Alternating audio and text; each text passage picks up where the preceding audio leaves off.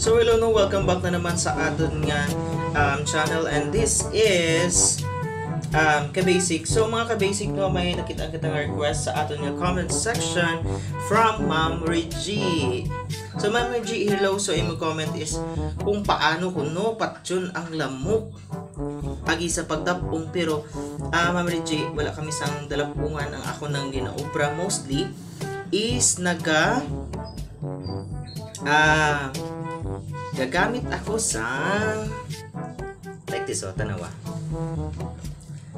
sang katol or incense. So yata ni.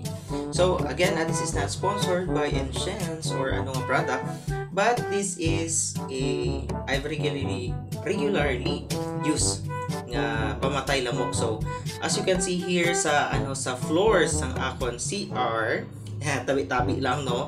So diri abi ang damo nga lamok.